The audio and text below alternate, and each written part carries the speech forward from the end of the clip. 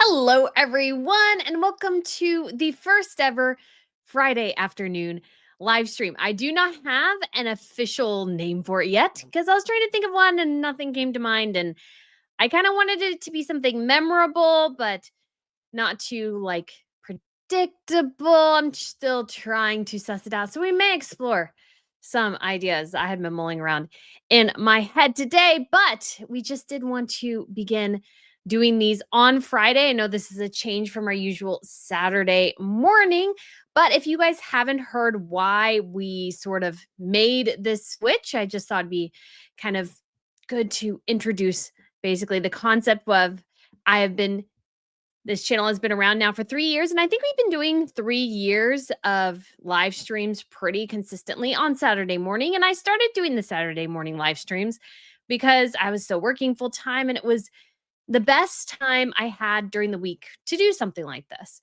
But obviously, as time has gone on, as the channel has grown, as I keep adding more and more things and trying to innovate and everything like that, it just comes to a point where you need, let's say, some more work-life balance. And so a lot of things do happen on Saturday mornings, and I've had to decline a lot of invitations for Saturday morning activities because everybody else kind of does something on Saturday morning because they work during the week.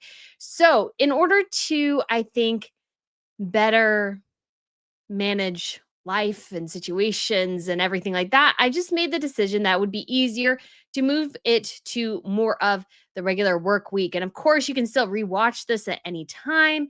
And I know some people, I've done it when I'm supposed to be working, will listen to things while I'm working. So, not that I recommend that, but I do want to say, obviously, some people do that. I know some people have live streams that go during the week when most people are working anyways, and it seems to work out for them. So we're going to give it a try because it's just so great to get sort of that balance back to life a little bit and try to keep as much as possible within the Monday through Friday time frame. Because if you don't know about news in general, like it breaks all the time. And so there might be times where you're kind of working all week on something and you think you got or all day and then something breaks late and then you have a late day or an early day. Like I've had a crazy week this week, guys, because I did just get done with my Valentine Low interview. It is up and it is edited and up, and so if you guys want to check that out, please feel free to do so. It's an awesome discussion about power and the palace, basically how Buckingham Palace, particularly the monarchs, interact with the prime ministers. And it was a really interesting book. And honestly, I told Valentine that or Mr. Lowe that we weren't going to talk about Harry and Meghan. He literally did a little dance. And so there's no Harry and Meghan chatter there. This is all about the how the monarchy's power has evolved from the time of Queen Victoria to now, sort of the stripping away of some of the powers of the monarch that has been largely by choice. And it was a really interesting conversation. I asked him some things about William and everything. Can the monarchy survive? So if you guys are done with this video, whenever that happens to be, please check that out because it was a great conversation and a lot of things going on. And so let's go ahead and just begin. We do have Sunset here who became a YouTube member. Why, thank you so much, Sunset and M. Cruz. I hope you really, really enjoy it because there's hopefully a lot of things coming here very, very soon. And we will be doing what we do on the Saturday morning. So I have a couple of story ideas, you could say, keyed up. And we are just going to kind of go through all of those and give you my thoughts. I'll be interacting with you on the live streams here as well as I see questions come in. And let's go ahead and just let's start with Harry, because Harry has regrets and those sorts of things. Actually, I can't remember. What did I say for Harry here? I can't, because I feel like we've had some things break today, which of course changes what we're sort of looking at for the live stream a bit. So obviously I put Prince Harry cringe. That's all I said. But we do have some new news from Harry, basically, that he regrets. He has regrets now, and he wants to make amends with his family. So we do have this piece from the Daily Mail here, and we got a quote said, "It's become clear that Harry now regrets some of his actions. He wants to reset his relationship with his family and with the people of the UK. Good luck." Good luck there. I think actually the family might be easier than the people, Harry. It's hard to see him ever coming back to live in Britain, but this may be the start of something that at least allows them to function to be a functioning wider family again. Came back after Harry's spokesman said he loved being back in the UK and catching up with his good causes and friends. Still wonder how many quote unquote friends are out there for Harry. But this is all just a little bit too little too late. It's like, now you regret it? Now? Why now? Why now all of a sudden is he trying to build bridges? Because that door has always been open. He's had infinite opportunities to do so.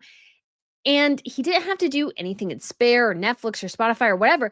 Like, the thing about Harry and Meghan, which is actually quite startling, guys, is that they could have been really successful. They could have been hugely successful without relying on ragging on his family. They've made, I call their money almost blood money, because basically they've made it all off trying to destroy and undermine his family. And there's just something truly ugly about that in so many ways. And I think when it comes to them as a couple, like, they seemed pretty high. They seemed pretty high on their own supply, you could say. They seemed pretty arrogant, pretty bombastic. And now all of a sudden we're changing. We're changing things. And I think I see that as a bit of a reflection of how badly things are going behind the scenes for them. I truly think the Hollywood thing has largely stalled and failed. Despite whatever Netflix said, which I don't think is necessarily, let's say, super duper true, is that they all know that Harry and Meghan do not have the talent they purport to. And there's just not really anything to glean from being close to Harry and Meghan. They don't offer much. Neither one of them are particularly talented in some ways, or at least the ways they're trying to make money at. Everybody has a level of talent in something, but Harry's not a producer. He's not a creative. He's not good on camera in a lot of ways. He's good at being royal, and that's about it. And then we got Meghan. Not good at cooking, not good at hosting a cooking show, not good at acting. She's a horrible actress, not a good creative, not a good producer, not a good storyteller in anything. So none of them in this way are particularly adept at what they're attempting to do. And what that is causing, you could say, is just massive failure. It's a massive failure. And they 100% know this. But I did want to shout out here, Roberto Palisas. Oh, thank you so much for the super chat. Hi, beautiful. Love the show. Why, thank you so much. I do really appreciate that. I love this show. I love being able to talk with you guys and chat about all these royal related things. So thank you so much, Roberto. I do appreciate it. And Harry and Meghan, I think, going down this path of trying to all of a sudden going, oh, no, we want relations. We want relations. So it's like, well, where was that attitude 3 years ago, 2 years ago, 1 year ago? None of that attitude was there. So why now? Well, I think it's a good indicator that both Harry and Meghan know they've pretty much failed out at this point. And so the only thing they have left is going back to his family. They're not going back as victors in this situation. They're going back as defeated. This feels like surrender to me. This feels like, oh, wow, Hollywood really sucked. Let's go back to this royal thing, because I was somewhat good at this royal thing. But the thing is, you burn the bridges really, really badly when you left. I mean, when I left, I'm referring to obviously Harry and Meghan. And having burned the bridges so incredibly badly, when you're trying to make amends, and it feels like whiplash. I mentioned this, guys, in a previous video. It's like Harry was gloomy Gus, mad, bitter, angry, or whatever on the BBC in May, talking about losing his court case. And now all of a sudden, he's happy. He wants a relationship with his family. Isn't this wonderful and amazing? I mean, he mentioned reconciling with his family, but he also ragged on his dad again and called his government, basically, in my personal opinion, he basically called the government corrupt and a stitch-up job because they would not get him the whiny prince the security that he wanted. But now all of a sudden he's happy. Everything's good. Everything's fine. You can't do that. You can't just jerk back as if things have suddenly, like, nothing ever happened in the first place. We mentioned this in the last video. It feels like, and a lot of people mentioned like the Dallas situation. It was a TV show in the 80s, I believe, mostly. And they had a whole season, I think they sort of retconned or something, as if this one guy died and he didn't. And I feel like we're a bit there. It's like deja vu. It's like, oh, happy-go-lucky, jolly Harry again. And I'm like, I've seen the angry Harry. So now we have jolly Harry. What's the next Harry that's going to pop up? Constipated Harry? I don't know. It's one of those things where Harry and Meghan need to figure out what actually works here, and this is not working. This, in my very humble opinion, is sort of a disaster zone. It's sort of a disaster zone in so many different ways. And if they could figure out, I think, how to better manage this, I think that would be pretty awesome. If they could figure out what really truly does work for them as a couple, I think they'd be okay.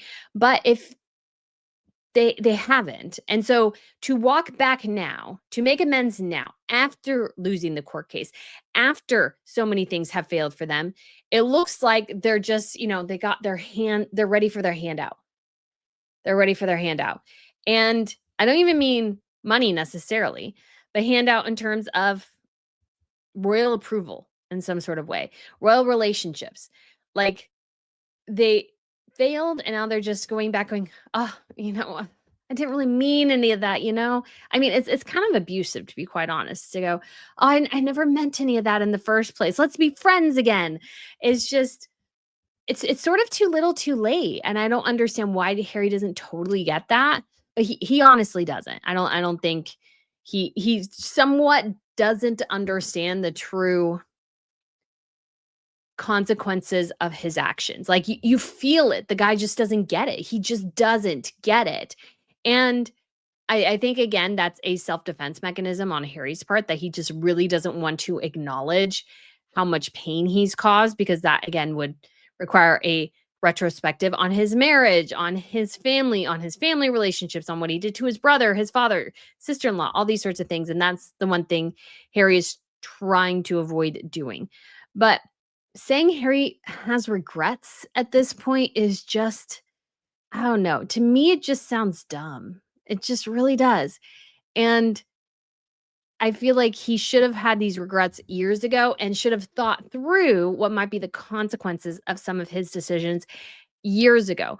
And this is a good lesson to, I think, all of us, that, be careful of the actions you take, the decisions you make. Make sure you really think them through, because you might end up in a situation where you are completely devoid of a lot of things. And I think Harry is in a situation where he thought he wanted something different. Oops, sorry. I think Meghan, again, really sold something to Harry, like this grand vision of this grand life that the two of them were going to live in California. And Harry, like, really bought into it. And then I think when things went sideways, all of a sudden he's sort of sitting there and he's like, I don't know what to do. I don't like my life. Maybe in my personal opinion, he sometimes thinks, I don't like my wife. I don't like what we're required to do. And I don't know where to go, what to turn to. I don't feel like I have any skills. I want to do my charities again. Because you also get the sense too of Harry, because all of a sudden he was really into Sentabale. All of a sudden he's like, he was back, baby, on that. And it's like, well, what happened in the 5+ years when you sort of forgot it existed? Like, what happened then? It's only when he, I feel like, has lost everything that he's all of a sudden recognizing the things he lost or something. And it's just that doesn't work that way. And it's very cringe, super cringe. Yeah, this super tour thing is just very cringe on Harry's part, that he thought he could just walk into the UK as if nothing had happened and going, oh, I'm a prince again. I'm a prince again. I feel like, again, Charles needs to make it clear in a lot of ways to Harry, which he's sort of done and sort of hasn't, that he lost something. Harry did. And sometimes when you lose something, you don't get it back. And there is no future for Harry in the British monarchy. He's the one who made that decision. Charles didn't, William didn't, Harry did. This was Harry. And now all of a sudden it feels like the guy doesn't want to live with the consequences of his own decisions. Like he made these decisions. And if he can't live with them, he should have thought of that in the first place. But again, I think he was high off Meghan, high off her delusions of grandeur. And then when push came to shove, he really realized that she couldn't deliver. And he doesn't know anything about this industry, and he couldn't really deliver either. And they're both thinking that their name will catapult them into either superstardom or success. But I've always said, guys, a royal title is not a magic wand. It doesn't suddenly make up for your lack of talent, your lack of effort, your lack of work ethic, those sorts of things. If you don't have those in the first place, a royal title is not going to take the place of those things. Yes, a royal title opens doors. That's 100% true. But it still requires work. It still requires effort. It requires more than the absolute abysmal job Meghan Markle has done of marketing her brand. It's like not any surprise at all that both her show and her brand have utterly and completely failed at this point. I think you could argue that they went from a absolute high to a crashing low. And it's not surviving very well. Although I did look and the orange marmalade guys have finally sold out. Not just the special version, but the other version. It took two plus weeks for that to finally happen. And we'll get into the Meghan side of things because again, there's like a really her attempts to market are so bad. It's like it hurts my brain how bad they are. It hurts my brain so much how bad they are. And I just don't see how the brand survives, to be honest. Jam or marmalade or whatever, spread technically is not going to be what saves whatever brand Meghan Markle is thinking she has. So many things there of Harry's, and the cosplay royal tour element is not going to work. We do have Roberto here as well. Thank you so much again for the super chat saying Harry is like George on Seinfeld when he gets into a fight with his boss and decides to just show up to work like nothing has ever happened. That's true. I maybe vaguely remember that. I've watched through Seinfeld one time. It wasn't super exciting for me, but I can see that. Like it really is like if you quit your job and you go into work the next day as if nothing has happened, you're pantomiming your job, they will call the police on you to get you out of the building. Like that's the response you'll get because you don't work there anymore. You don't work there anymore. And you made that decision. And yes, you maybe did it in a moment of anger and you have regret, but that's why you think through your decisions first. And everybody told Harry this was a bad idea. The Queen gave them a year to rethink this thing, but they had stars in their eyes. Netflix and Spotify did come a calling.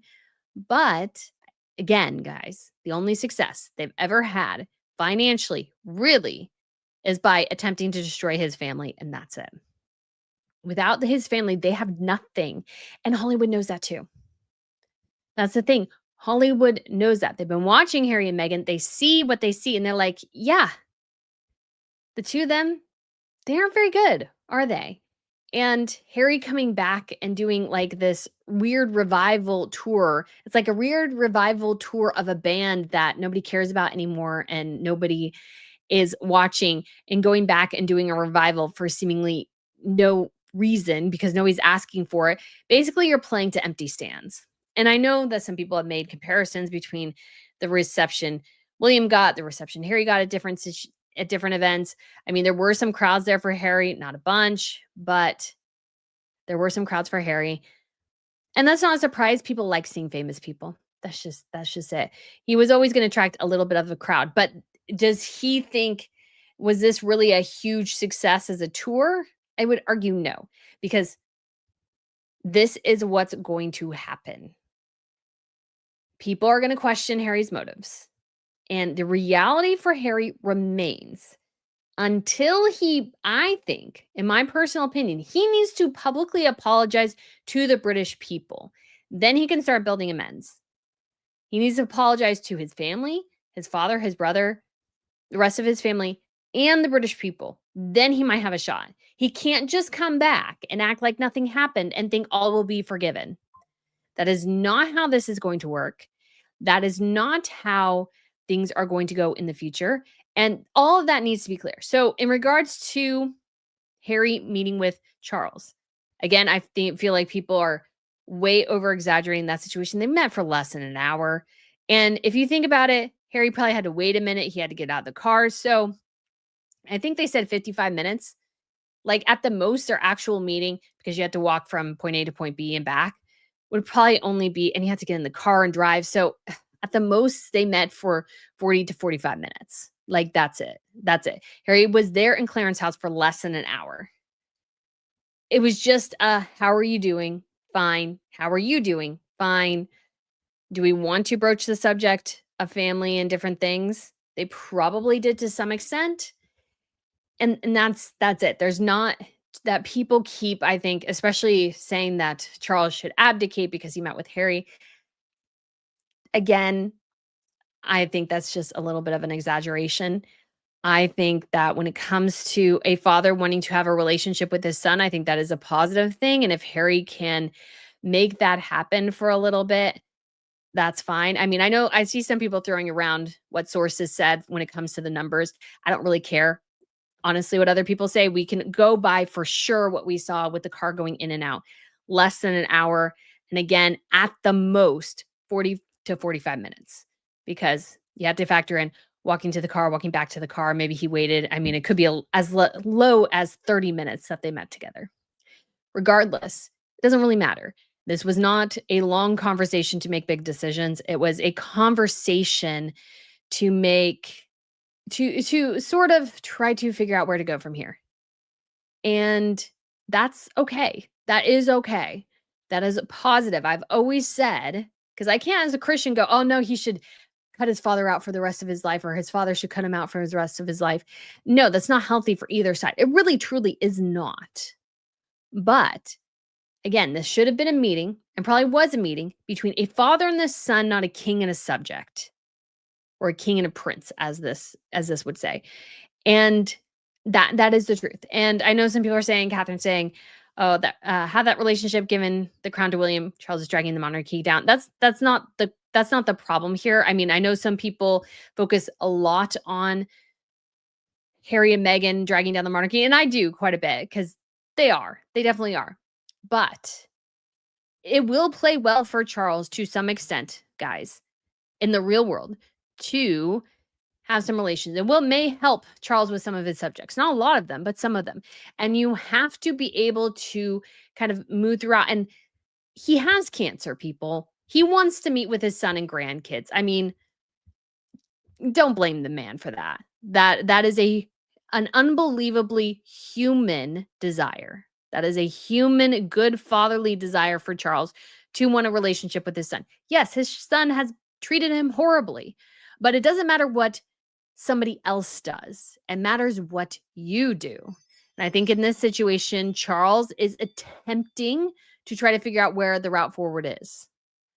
And that's not necessarily a bad thing. And maybe if Charles has a relationship with his son, maybe his son will think 2 or 3 times about having a relationship with his dad. But this is not a reason to abdicate. This is not a reason for anything else. Because that would be foolish. That would be actually very, very foolish of Charles to do that. People wouldn't like it. There are a cadre of people who do think that there should be some sort of reconciliation, and that doesn't mean Charles forgives. That doesn't mean that Charles forgets. But it is human to want connection, and Charles wants that connection. You cannot blame the man for that. A man who might be dying of cancer. Like, come on. Like, just think as a human being. That's just all I'm saying. And we'll see where that goes. Doesn't mean anything. It was interesting that I see the question here from Lauren. I don't see how Harry and Meghan can ever be on good terms with Wales. What do you think? No, that's the other factor here. So when it comes to Harry and William, I do not see that relationship ever coming back or ever coming back in the way it did for sure. I mean, same thing with Charles, to be quite honest. But I think William will be the much harder sell for Harry. Much, much harder.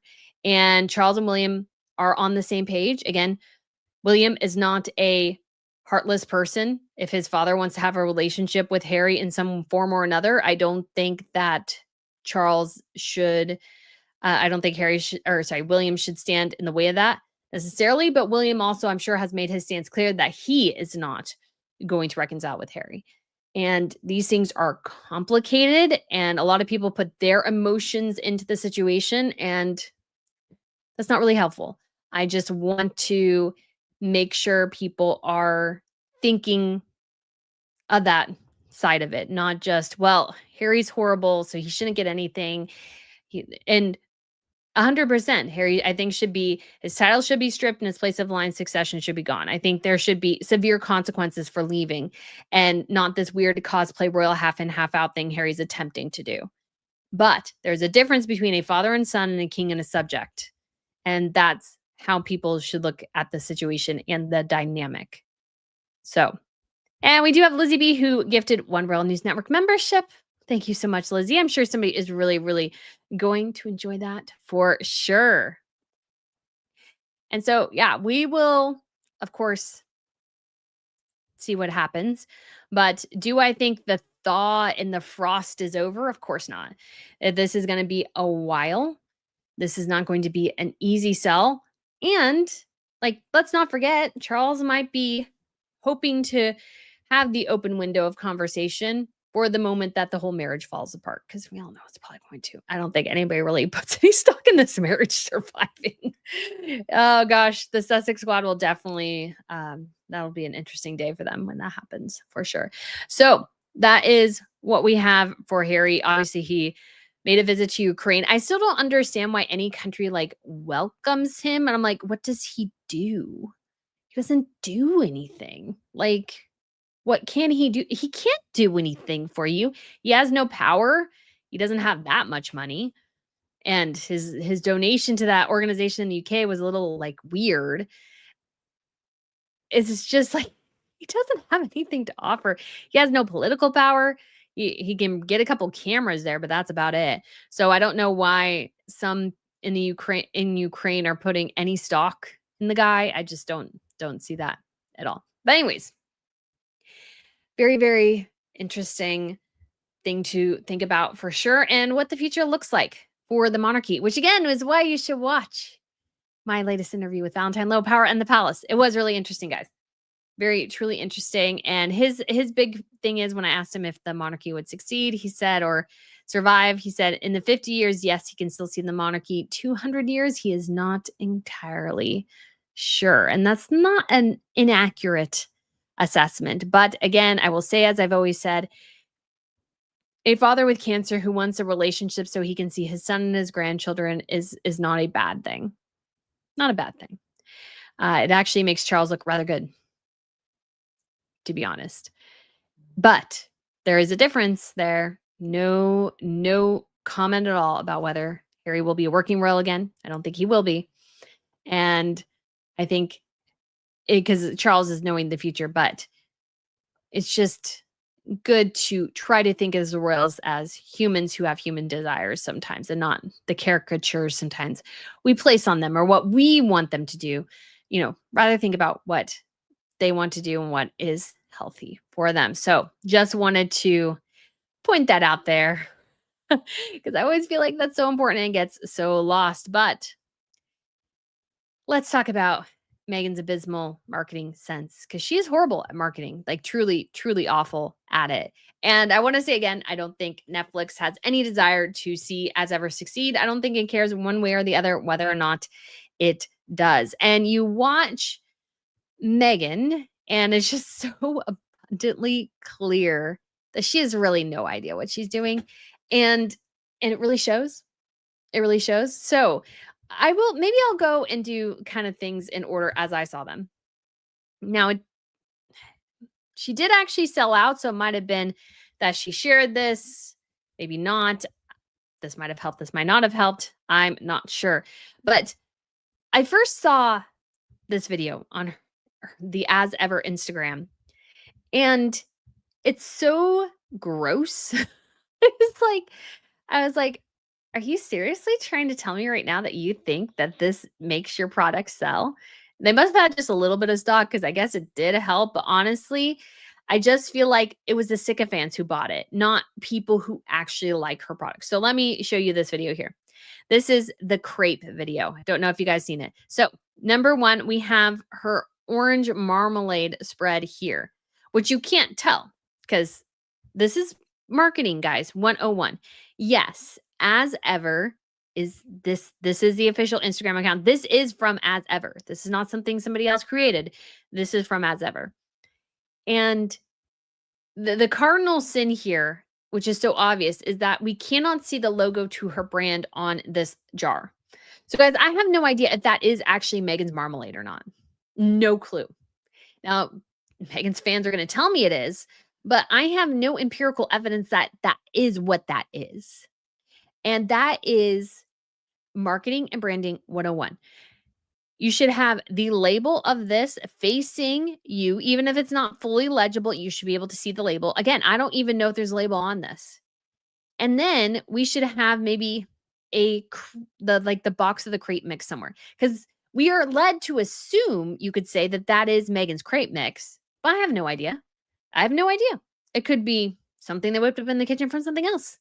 And yeah, Ms. Potato Pirate, you are 100. Oh, where did that go? You are 100% right. Is that white wine in the glass? Doesn't she sell rosé? I believe you are right. You are right. I had the same thought. And yes, this is not Meghan, Cascal asks, but this is 100% from the official As Ever Instagram. So somebody from Meghan's team did this. This is not like an outsider doing this. This is somebody from Meghan's team. Again, white wine, an unidentified spread, an unidentified crepe. And the star of the show, guys, is not the product she's trying to sell. It's the whipped cream. So look at this. Look at all this whipped cream on top of the orange marmalade. I mean, that's insane. That's just gross looking, to be honest. And as we get further, there's more whipped cream. So my question, guys, is as a consumer, because, well, I mean, honestly, I would think if I was watching this without knowing Meghan, I would think she's actually selling the whipped cream here, not this thing or this, if she's even selling that. But she's dousing it in so much whipped cream. It almost feels like, to me, like, how am I supposed to get the flavor of the alleged orange marmalade if it's covered in whipped cream? Like, it almost looks like she's trying to bury her own product in an advertisement for her product. I mean, let's keep going. So like they chopped up, I guess, little dried bits of orange that they sprinkled on there. So again, this is not what you're buying. You're buying this, not this, not this, not the plate, not that, nothing. You're buying these two things, maybe. So they roll it up. And then, guys, a little bit on top, just a little bit, not too much. And more whipped cream. I mean, guys, if I didn't know any better, because you can't even see her product on top of the crepes, the way they made this, I'm not even sure, because we're looking at right here, what are we supposed to be selling here? Because it looks to me like, again, you're selling whipped cream. It looks like you like whipped cream better than your own sauce. I can't even see your sauce. This is marketing 101. I just like, and look, oh, I missed this totally last time. Look, guys, this is some sort of, this must be a sparkling wine or whatever, because this looks like a cork to me. So this must be like a champagne or sparkling wine. And so that is not an As Ever cork, I don't think, unless it's obviously it is. No, it would be written that way, maybe. It might be the mirror effect, so we might not be able to totally see it. So that could be, but it should be As Ever. So it doesn't seem like she's even, again, using her own products. And then sprinkling more of these dried bits of orange. I can barely see a little bit of her orange marmalade. Well, we have the sprig of mint, ladies and gentlemen. We have the sprig of mint, but that's it. That's it. And it looks really, really disgusting. And it doesn't look appetizing at all. Like, I would throw this out. I would throw this out. It's really, really gross. And I mean, this is I call this guys a crime against marketing because it is. Like, this is such low-hanging fruit and so easy to do and think about. I mean, I think they just use whipped cream because it says, "Tag us in stories to show us what you've been whipping up with your favorite items from our collection." So she's referencing the whipped cream. Honey, you're not selling whipped cream. And not everything that you do has to be a food pun. You don't have to use food puns all the time. It's weird. It's weird. And food puns are not going to sell products. Now, I did look recently in the orange marmalade. This guy did finally sell out, maybe in reference to that video. So maybe it had some movement. But what I see and what really thinking that when it comes to this series of products or whatever, like, it's the sycophants of buying it endlessly to support her. And while that's helpful, I do not think that she's actually building an audience. She's reaching people again and again who already like her products or who are buying it. Sorry, I shouldn't say like, because I'm not even sure they totally like these products. They're buying them simply because they worship her. And that's it. I think that's the sole reason a lot of people are buying it. And this is such horrible marketing and branding because you're not building a strong business. You're building a rabid fan base and or like feeding the rabid fan base that already exists. And you need customers, not just the rabbits. You need really, really good customers who say your products are good. I want to buy more. But even as me as like I have a sweet tooth, guys. I love cupcakes. I'm really a sucker for cupcakes. Got a cheesecake right now in my refrigerator that I got from Cheesecake Factory that I'm really looking forward to biting into. I'm gonna parse it out though over a couple of days. Don't overindulge. But I look at all this and I can't help but think, like, I would not eat her crepe. That looked disgusting to me. I don't have crepes that often, but, like, I don't want it doused in whipped cream. I mean, I probably overindulge in whipped cream when I'm putting it on my hot chocolate, but it does kind of go out. But my mom was like, whipped cream just kind of evaporates, like, pretty quickly. So how long is that whipped cream really gonna last? Who knows? And it's like, it's just sugar. Like, she wouldn't and the other thing is, Megan would not eat that. Megan would not probably let her children eat that. So why in the world is she showing it as something we should make and buy if she's not gonna do it? I just I don't understand. It makes my brain hurt because she has all the resources in the world, guys, to be majorly successful here. And yet she's selling slop. And I don't understand when you could sell something so much better. And before we go to the email, which has another, let's say, crime against marketing and branding and all these sorts of things. The other problem I see with Megan's collection so far is that she's not modernized or she's not adapting fast enough.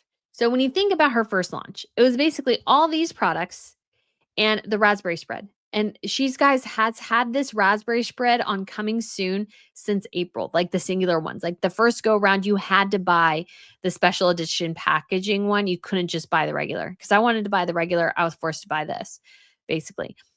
And that's well and good, but the only thing she's changed about these launches, because all these products are the same, the flour sprinkles, shortbread, the crepe mix, the teas are all the same. She hasn't added any other products yet, or SKUs as she likes to call it. And so I think when it comes to, again, just general consumers, and this is just something good for like sort of everybody to know, is that when it comes to like product launches, I think there was some leeway for her to launch a new line and then just add, let's say, a new mix to it or a new spread. But we're on the third launch now, and she can only offer a new spread. We have like nothing else we can do. Like, really? Seriously? Seriously? There's like, is there not anything else you can do? And I think this is part of what could be true of what she said to Harper's Bazaar, what her team said to Harper's Bazaar, which is that basically they're launching new stuff in 2026. This was the weirdness of, you could tell she was gearing up for a launch, and then she dropped this article where she was interviewed. She was interviewed. I think it was, what was it? Was it Harper's Bazaar? It was somebody, and it sounded like she wasn't going to offer any new products until 2026. And then all of a sudden we get another product launch or drop or whatever.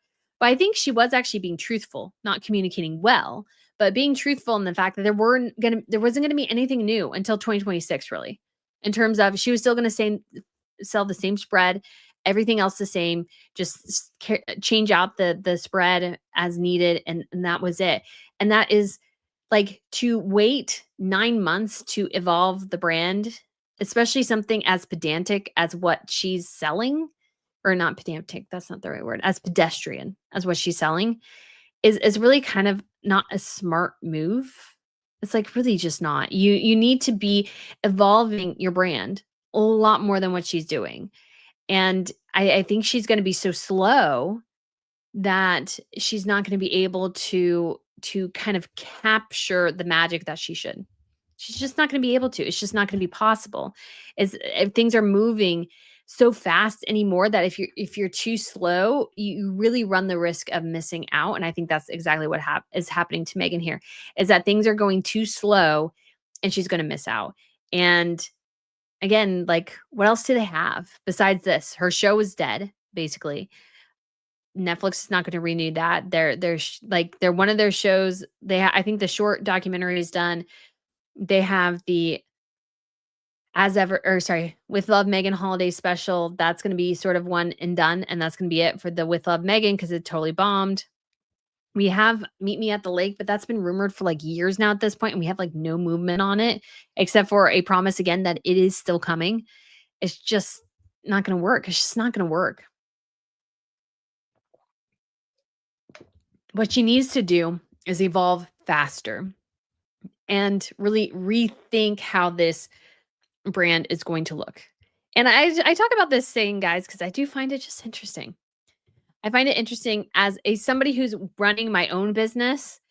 I look at Meghan, and I would be willing if something was inspiring to go, yeah, I'm inspired or whatever, but none of this is inspiring. None of this I'm going, ooh, yeah, I want to like do this. And she keeps talking about wanting to expand internationally. It's like, you can barely sell domestically. Why do you keep talking about international?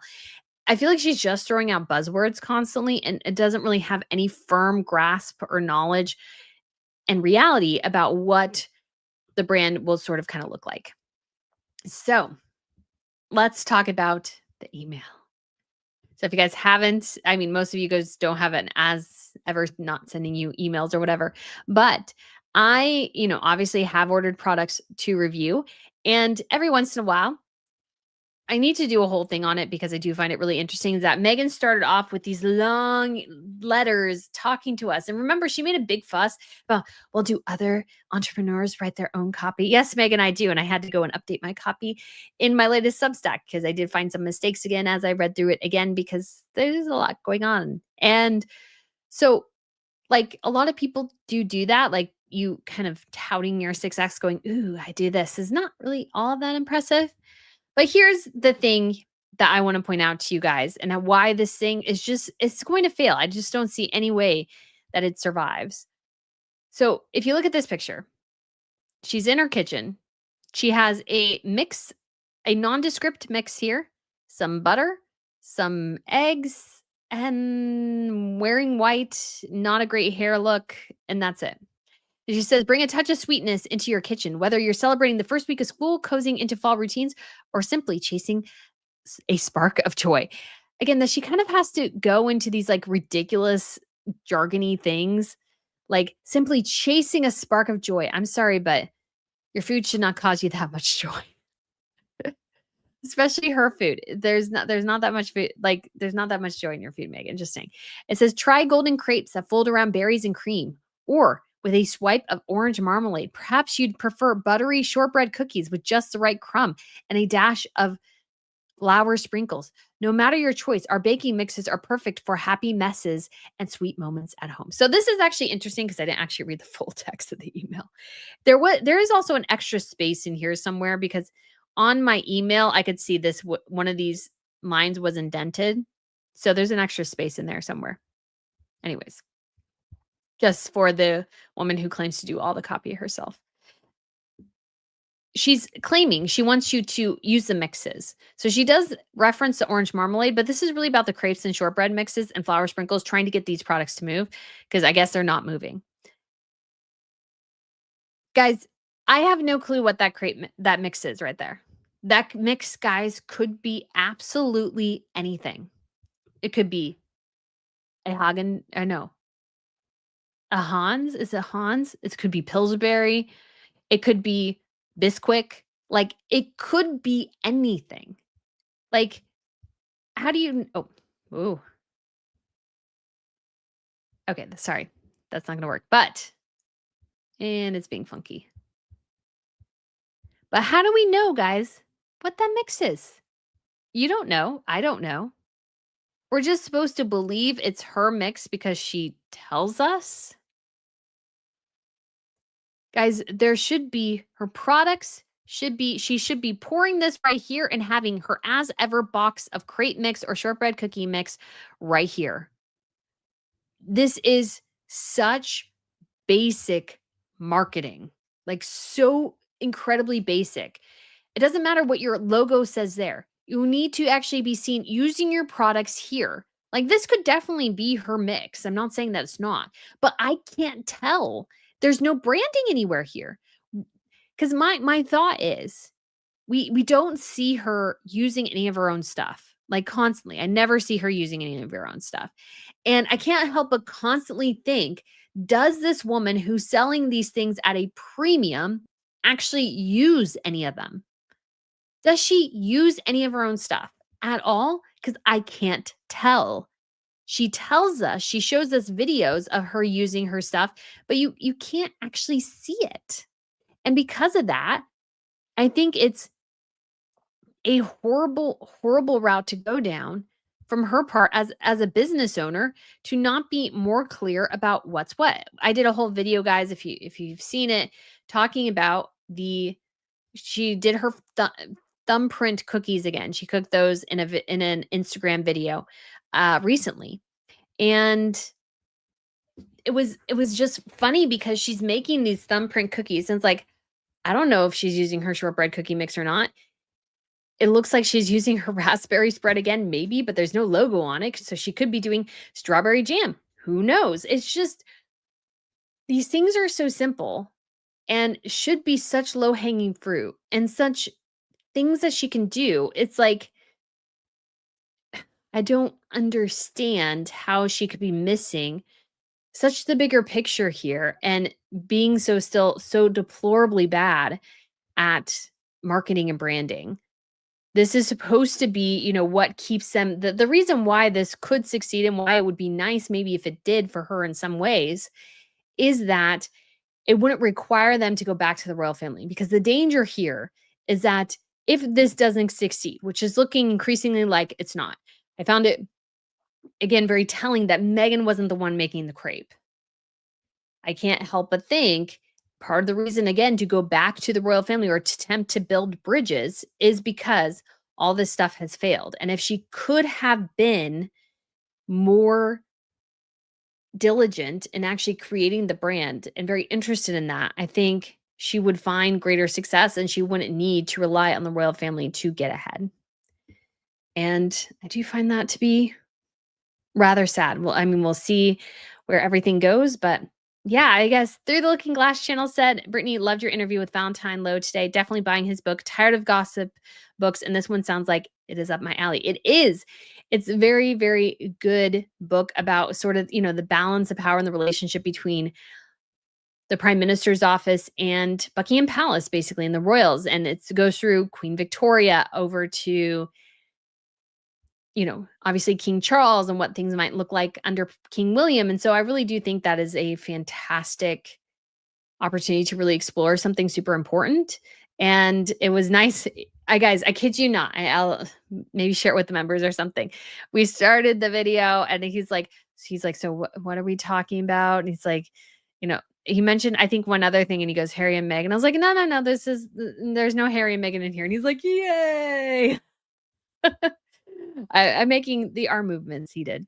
And I did that because it's like, I want to focus on the book. There's a lot of interesting things in there, a lot of interesting things that should be discussed and interesting thoughts. I asked him some good questions, some which he acknowledged. He's like, oh, that's an interesting thought. And I was just curious what he would think, because he's a pretty principled,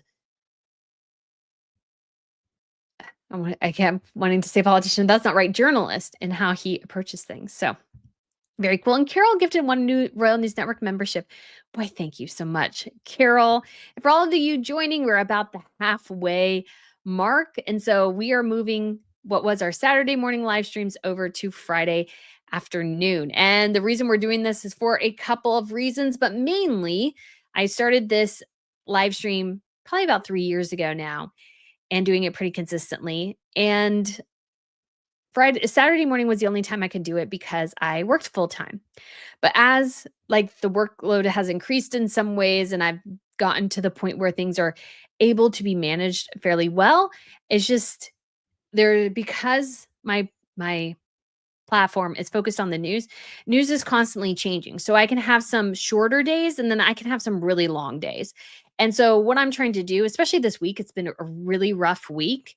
So I haven't been sleeping very well. I was trying to get Valentine Low's book finished and read before I interviewed him. Obviously, the assassination of Charlie Kirk was like that threw me on Wednesday. So because I was watching a lot of news regarding that, and which is still an absolutely horrible tragedy for the principle of free speech, which obviously this platform is 100% based around.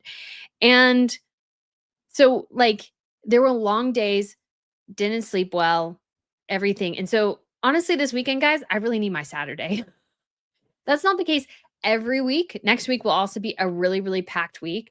But to achieve a better work-life balance, to make sure I can rest so I'm reinvigorated for the next week, I'm trying to limit the amount of time I'm working on Saturday and Sunday and trying to reclaim some of that weekend.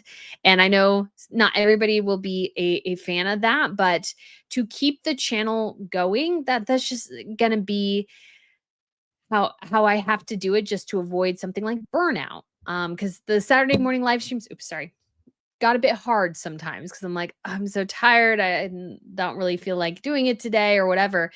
And of course, I always still did it. But I think you can all understand that there's a lot of work to this. There's some days, again, where I can be finished pretty much at 5 o'clock. And then there's some days where it's midnight. I'm still working. So figuring out where that middle sweet spot is. One of the things we're doing is moving this to 2 p.m. Carol says, so anyway, you can adjust live stream to 3 p.m. You'll be competing with Kinsey, Schofield, and Steph at the Altar Nerd. So I did this at 2 because I know somebody else, sometimes the Sidley twins do things at 1 p.m. Eastern or 1 p.m.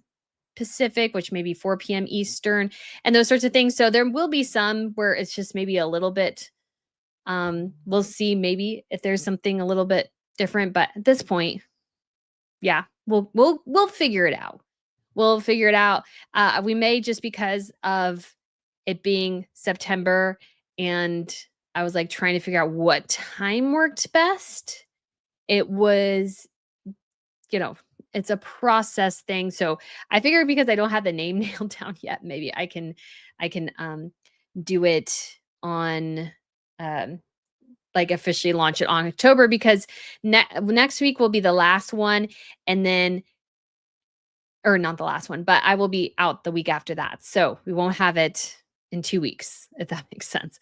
So the next time will be October. So maybe we can celebrate in October. But the next week, because of the state visit by Donald Trump to the UK, there will be a lot. We'll probably do a tiara watch party. And then we also have a watch party going on that will be on Tuesday, probably at 10 a.m. for Martha Louise and Shaman Direct Verrett of Norway. So much to cover there. So much to cover there. You know what? Since we're here, and just as a tease for those of you who might be interested, because we should all be interested, because this will be very interesting, is let's look at the craziness of all this. They're calling it Royal Rebels, I believe. And ooh, guys, this is going to be cringe in the extreme. Cringe in the extreme. Okay, so I got to figure out where my shared screen is and stop sharing. Let's move over here. I've got to find it real quick because this is going to be wild.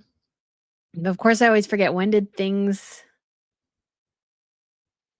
come on? It's going to take me a second. When was that sneak peek? It was a couple of weeks ago. Okay, so it's not the With Love Meghan. Okay, maybe I'll just put in the name. There we go. Okay. Because I wanted to make sure I had the right thing. But let's check out this. It says Rebel Royals is what it's called. An unlikely love story. And oh my goodness. Oh, that's really tangled. But the two of them, man, this is going to be fun stuff. So crazy Norwegian royals here for sure. And this is Norway is one of the monarchies we're going to be watching. I think the Crown Report on Tuesday will kind of be the question of, will they survive? Will they survive? That's the question for Norway right now. So let's go ahead and take a watch.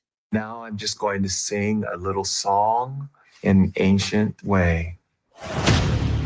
He is a self-styled shaman. Hello, beautiful souls. I'm Shaman Dirk. She is a princess. In Norway, our princess is the biggest celebrity. So I don't know if that's totally true that the princess is the biggest celebrity, but I mean, they're already trying to spin things a certain way. But yeah, he is the creepy shaman dude. That is his, that's my personal opinion on him. Princess Martha Louise is set to marry a Hollywood shaman. Marrying into the royal family, it's just very, very surreal. I'm sure they feel the same way. I mean, she does speak to angels, but I'm sure they feel the same way.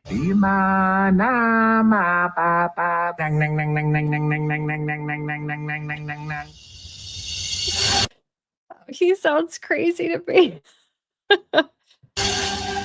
The royal family is very, very loved. They were like, who is this man and who is taking our princess? Well, I mean, I can understand the question because he's a little odd. A lot of people expected me to be a certain way and live up to what I'm supposed to be, and I don't. When I met, yeah, but you don't in a bad way. You I feel like some people want to be a rebel just to be a rebel in some ways. There's nothing wrong with really kind of doing what you're supposed to do sometimes. Sometimes you're happier in life that way. the queen and king, they were just staring at me. Martha didn't I'm not surprised. give me any clues on anything. She's like, well, just be yourself. This is not how we usually see our royals. Yeah, he's wearing a dress there, in case you're wondering. He is wearing a dress. She fell in love with me first. I saw him and I was like, I know you already. So if she's telling him, I fell in love with you first, I mean, honey, and just rolling this out there, that might be a bit of a sad thing. I was a little apprehensive because I thought maybe I'm going to end up with a man as far as. Yeah, his last relationship, I want to say, or at least he was living with a man at one point as, partners. I'm concerned. Doesn't matter if it's a male or a female, or it could be another being from another planet. I'm half reptilian. Oh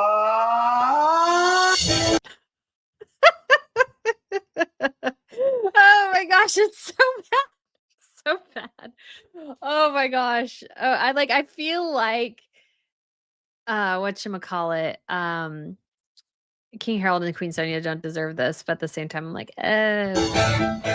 The press doesn't like me. We don't know what he wants, but we think he made his way through the princess to get into the royal family. It's not easy being the first Black man marrying into the European royal family. And Nobody cares about the color of your skin. You're just backcrap crazy. My personal opinion. The color of your skin has no bearing on any of this. Just saying this, Mr. Shaman Man. It's just because you think you're half reptilian and you're okay with like being in a relationship with a extraterrestrial that makes you sound a little crazy or a little cray-cray. I'm the first. Because he's a shaman, they say that he's dangerous for the royal family and that I'm brainwashed. I can see that. I can see that. He's maybe a scam artist. I can see that too. I can see that too. If she doesn't see that, then that's wishful thinking. Do you have someone to do my makeup? Because I want my pictures to look poppy. If I was ever with a guy who was very concerned about his makeup, I would be very personally concerned. I would like a royal wedding. Because I'm going to be a royal. He doesn't have a title, by the way, if you're curious. There is no title for him.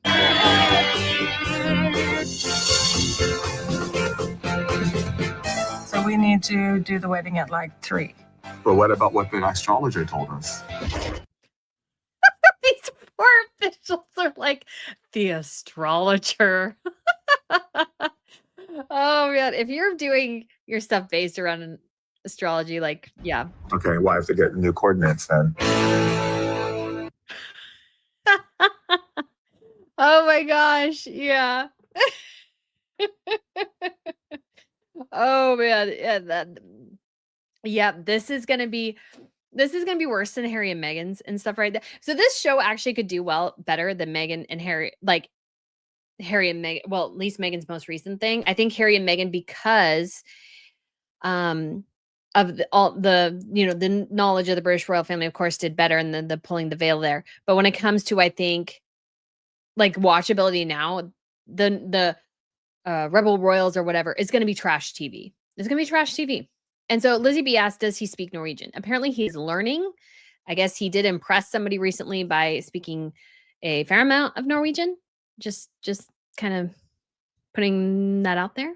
So definitely could be a possibility that he speaks like he's learning. And so actually Norwegian and Swedish, what I've learned is that they have, obviously they're different languages, but they have a similar sentence structure to English, which makes it a bit easier in some ways for an American to learn it, or somebody who's English speaking to learn it.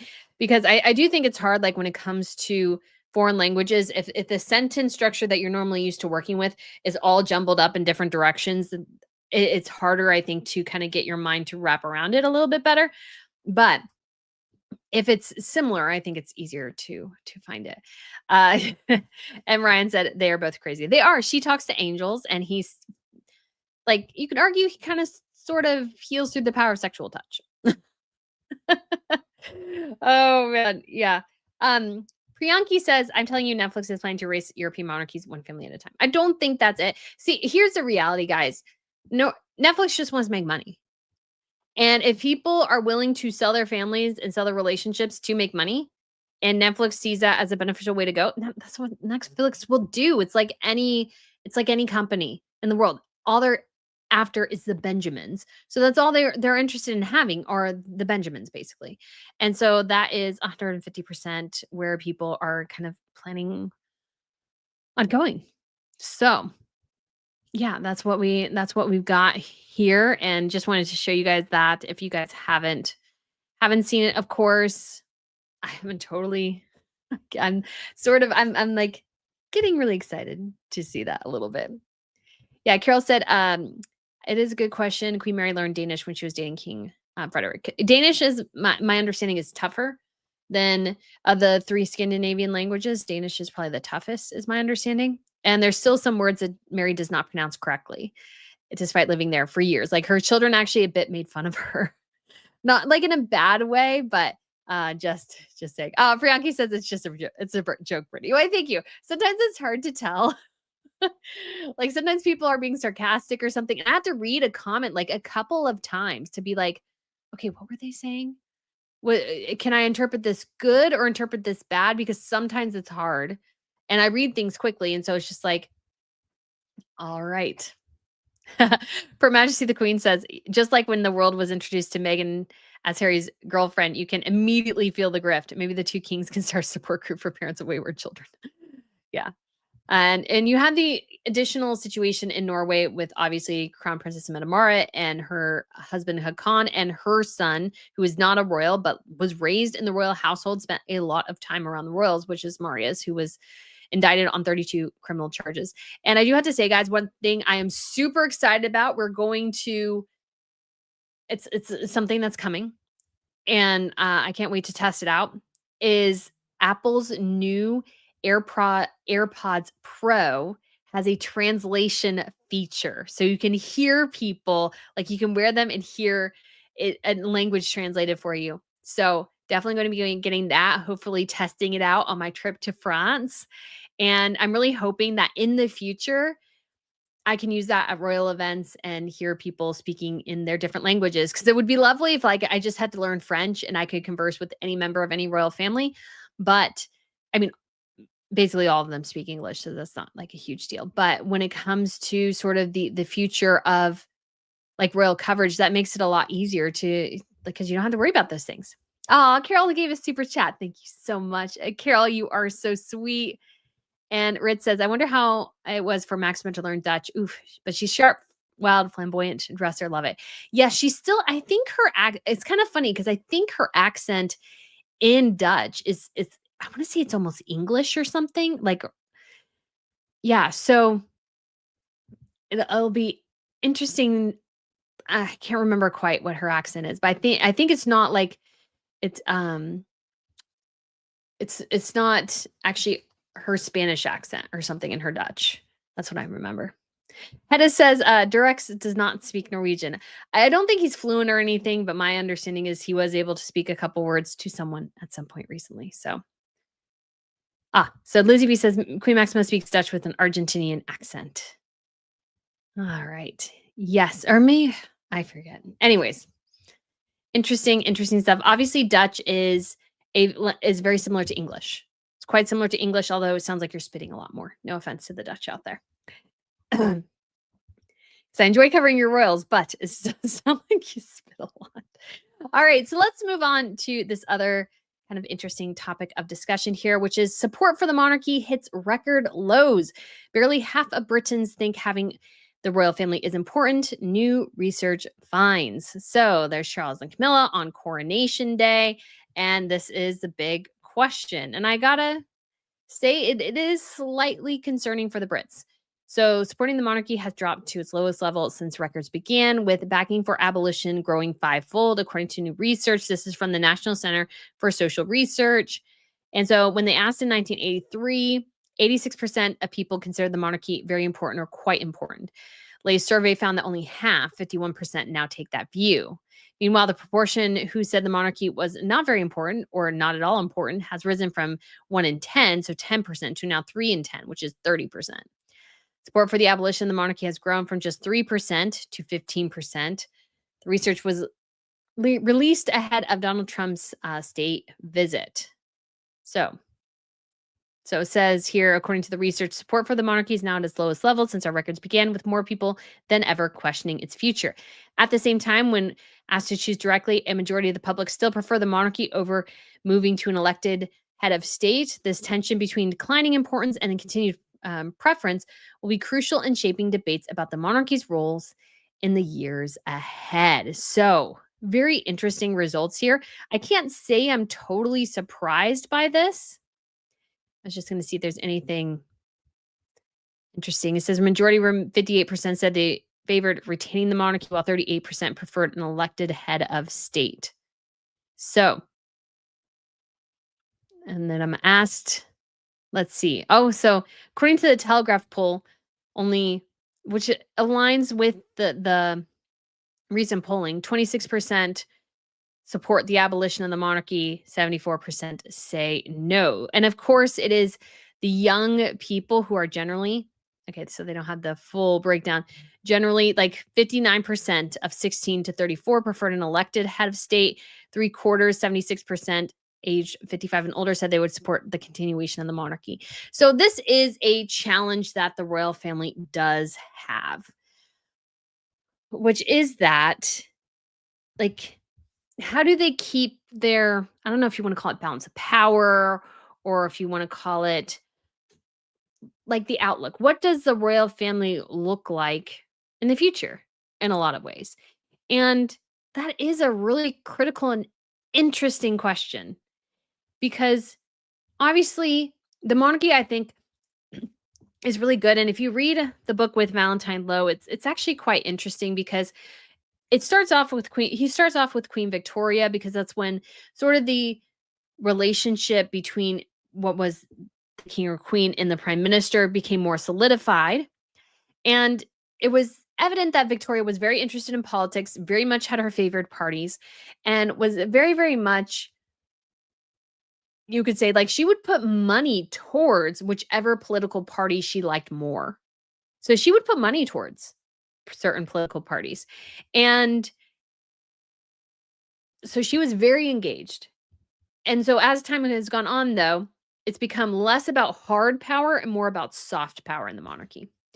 And so the question becomes, you could say, sort of for the future, is that soft power enough to sustain the monarchy? Because Queen Elizabeth was very, you could say, a passive monarch in a lot of ways, in terms of the fact that she didn't really engage in policy at all, pretty much. Like, her father was a little bit more, but he was less than his father, and his father was less, on and down the line. So between Victoria and Queen Elizabeth, you had this sort of slow whittling down of the power the monarchy had. And so the question became, did the monarchy, like, at least in my mind, I think, did the monarchy give up too much power, you could say, in the process? And because of that lesser power, did the monarchy make a mistake in that instance by giving away, or like Queen Elizabeth, by not being as engaged as even her father was, who was minimally engaged? Did they make the monarchy irrelevant? Will the monarchy become irrelevant at some point? Now, in some cases, though, the change in power has been good, because what has happened is that, because of how the perception of the monarchy has become more emotional in some ways, it's become less about power and more about motion. You have this sort of interesting dynamic where people are more attached to the monarchy in some ways and not. But is that enough to sustain it? Because the soft power the monarchy exudes is actually very, very powerful, and something like Donald Trump doesn't have, or even Barack Obama really doesn't have. And that is because, as head of state, they can't be kind of the going to charities, checking on charities, those sorts of things. Like a president just can't do that in the same way a royal can. So royals do have this very impressive role here. But the question always becomes, again, how much of the future can they secure without changing things up? And I do have, Michelle says, this poll doesn't show the number of people asked, so I don't trust it. I'm sure that if you go to the original source, it's probably there. And I see this a decent amount of times, where if something doesn't look quite like people hope it to look, they just want to dismiss it. I wouldn't dismiss this poll. Well, this has actually been the case for quite a while, is that we've seen some of that swing. So I wouldn't just totally out and out dismiss it, just because it is important to recognize that, yeah, the relevance of the monarchy, what does it look like in a modern era?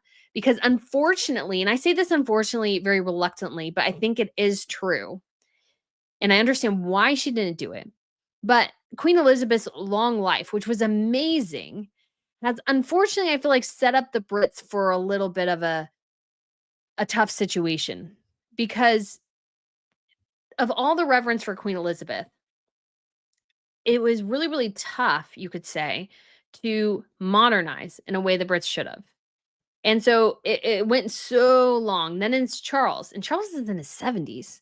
He's in his later 70s now. And so you have this king who's very old, replacing a queen who was very, very old. And that's not to say, of course, living to a ripe old age is a blessing from the Lord, 100%. But when you look at the future and what it all means, it does become a question of, does this work well for people or as well as people want it to look? Is that going to be the case? And I think that's a big question. I think that's a huge question because I think although obviously people like the royals and people love Catherine and William and everything like that, guys, that's not enough. The Republican movement is growing. There's a less of a like for royals in many ways. And people think it's ostentatious. People think that it is too much. Like, they're looking at other issues happening in the country and they don't see royals as necessary as previous generations did. And they don't have as much attachment emotionally to them. And I think the unfortunate situation of Her Majesty having a long life in some ways is that, yes, a lot of people respected the queen because she was the queen. That was all they knew. But now that they've had somebody different, I think some of that reverence has sort of slipped away in certain segments of the population. And William will, I think, reinvigorate it in a lot of ways. But when I was talking to Valentine Low, he's like, well, William's a middle-aged man now. And that's true. He is. And depending on how long it takes William to get the throne, he'll be even older by then and less even connected to the people in some ways. Because I think what in my personal opinion, I think the Brits should eventually adopt what I'm considering is the more modern and I think better served European model, which is voluntary abdication after a certain age whenever the monarch chooses that to be. I think I see even in countries where the abdication was basically under pressure from scandal. So this is the case in Spain and Belgium, but voluntary in the Netherlands and Denmark, is that I feel like it reinvigorates the monarchy because the old king and queen is still there. And so the respect for them is still there. But you have this younger family, these younger kids, and I feel like it revitalizes and breathes life into the monarchy in some ways that I don't see happening in some of the others, in particular the British. So I think that's a really interesting thing to consider and something that I don't think everybody does because everybody wants things to be successful and bright and airy and everything like that. But when I look at the monarchy, that is what I see as the issue. And I think my personal opinion is that William should probably adopt a voluntary abdication when a royal reaches a certain age. Like whenever they happen to be, that is chosen by the monarch. Like there's not a particular cutoff for anything. But Queen Beatrix, especially I think with the death of one of her sons in a tragic avalanche accident, it was around the time she said, you know what, I want to abdicate. And that was 10 plus years ago now. I believe Wilhelm Alexander came to the throne in 2013. So we're looking at 12 years. He's now, can't remember if he's hit 60 yet, but he's getting close to it. And their girls are just coming of age. And so now like so much focus is on the girls and those sorts of things. And that youth connection really does, I think, connect, especially the youth to the monarchy. And I feel like we had maybe a little bit of gap of youth in the British because we did have Catherine and William. Now they have their kids, but I feel like there was a decent amount of gap where like Catherine and William were doing kind of the young royal thing in like the early noughts, so early 2000s. And they got married in 2011. So it's 2025. And so it's been like 14 years since we've had, let's say, young royals on the scene in the same way. And I do think that helps. I really do think. And I think it helps in Belgium. And I think it's helped in Denmark and in where the focus can be more on the young crowd. And I feel like that brings the younger crowd in. And I don't think Charles will abdicate. I'm not saying he should. I don't think it's his style, really. I think he'll reign to the end of his life like his mother does. But I think that's actually the route to go. I think that's the route of the future. Now, I cannot see, King Harold said he will not abdicate, even though with his health, I personally think he kind of should. We also have King Carl Gustaf who will be 80 next year. So that will be, he'll be getting up there as well. And I think the Brits have been such a weird case that it's been it's been like such a blessing, but it's also been sort of a like held them back, I think. And they really need to modernize and get better at their social media. Catherine and William are slowly getting back to it, but I think there could be some better adjustments made. I think the best picture taking is from the Danes. I think they have a fantastic photographer who does great filters and kind of great angles and those sorts of things. You know, they do some good videos too. Actually, the Swedish video is one of the best recently of the horses getting ready for Riksdag and or Riksdag. And I thought that was really cool video. Very cool. Like, how do you modernize and those sorts of things? Is because it's like the whole video was the perspective of the horse for Riksdag, thought, which I thought was kind of lovely. It's like they get breakfast at 5:30, they get brushed at 9 o'clock, and they get yeah, it was a couple things. It was lots of fun, I thought. But when it comes to the future of the British monarchy, too, one of the things I asked Valentine Low, which I think is going to be the thing to watch for Prince William, and kind of addresses the abdication, because some people say, we got Stephanie Barrett says Charles can't abdicate because of coronation vows.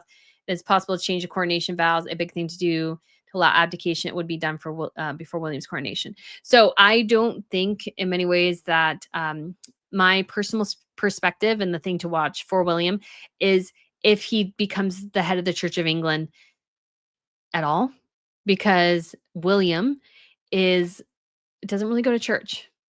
He goes for kind of the high holidays and when it's kind of required for wherever they're at, but he is not a churchgoer. And I think that would be hard to be the head of the Church of England if you don't go to church. That's just kind of an awkward thing. It's kind of something that started with Henry VIII and now has lasted down to King Charles, but it could be something I see William sort of move away from. And yeah, oh yeah, and we do have Ritz is right. We do have another voluntary abdication coming forwards, which is a tradition as well, which is in Luxembourg. Grand Duke William will be taking over next month in Luxembourg. Time for Maria to step aside. Yeah, nobody likes Maria Theresa.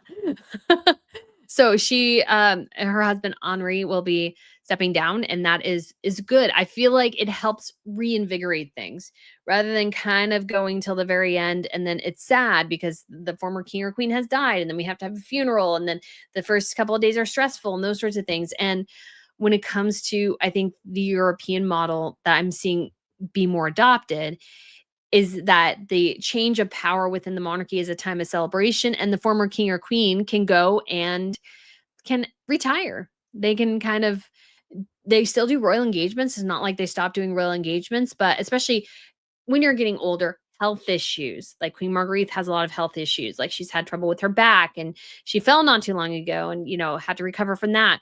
And Beatrix with her son dying and her husband has already died and all these sorts of things, it sort of makes it easier to kind of just like go, I'm done.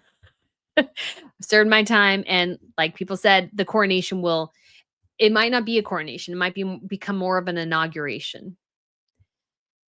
I think that would be sad, but I think it's hard to justify in some way William being king if he doesn't go to church. Or not being king, excuse me. William being head of the Church of England if he doesn't really go to church and he doesn't put much stock, you could say, in that situation. But like Clifford says, William and Catherine do go to church, but it's not reported as much. When I was talking to Valentine Low, he reiterated what I know is that William does not go to church very much. Basically high holidays and like when they're in Balmoral or something and it's part of what they do as a family, then he goes, but he's not somebody who goes beyond that very much. That was Valentine Low basically confirmed that with me because I mentioned that to him and that was immediately the first thing he says was that, well, William doesn't go to church very much. And so I know some people want to believe something different, but I just don't. That's actually not the reality of the situation. So that's not.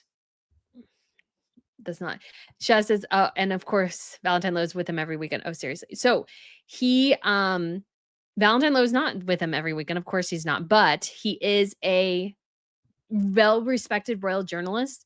They know a lot about the royals, and I do not see his comments being, I think to say otherwise would be more wishful thinking. I think to say otherwise would have been is wishful thinking. I think we have to go by what we know for sure. And yeah, that's just what it is. And that's not bad thing. It's not bullying to say that. I'm just saying that is the reality of the case, and that I think will determine whether or not William becomes, I mean, that will be the true test. Does William become head of the Church of England or not? I think it's actually a good question to ask. It is a decent question to ask. It is a question of where things go.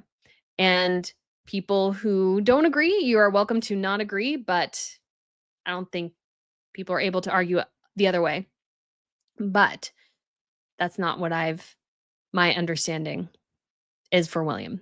So, and he doesn't talk about his faith. If you're a person of faith, generally you do talk about it. So, yeah, I just don't think that's going to be a big part of his life, or it has been a big part of his life beyond, again, high holidays. So, we will see again what it looks like for Prince William as king. But I do think voluntary abdication will be probably the future for the Brits and much the rest of Europe. And I don't foresee William becoming head of the Church of England. Think that's probably the decision he'll make. And he probably won't do as much of pomp and ceremony. So yeah.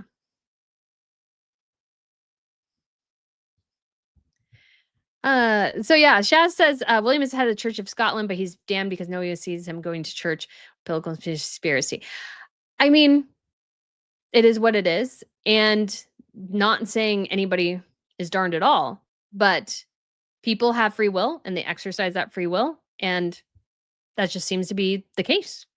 And if there's any really evidence to the contrary, I haven't really seen it. I've been watching royals for a long time. I haven't really seen it come up very much in books or anything. And that's just reality. I just have to deal with what I see and what I hear reported and what a respected journalist like Valentine Low confirms. And so he is not there to push an agenda. I think people think that too much about journalists. There are some who do, but he really doesn't. And that is what he basically confirmed what I already thought and what I've already seen. So there have been reporting that Catherine has become maybe more religious, but not really the same for William. I actually talked about that with Dan Wooten as well, because that was a report in addition. So yes, Dallas said Queen Elizabeth did not talk about her faith. She did somewhat, and it's actually a really big news story if the Queen didn't go to church. So that was actually a national news story if she did not go to church. So not saying anything about anybody's eternal souls at all. That is not my purview in the slightest, but we have to go by facts, not what we think, what facts are. And that is the facts as far as I'm aware. D says, you aren't bullying, just stating facts. Love your channel. Keep at it, Brittany. Why, thank you.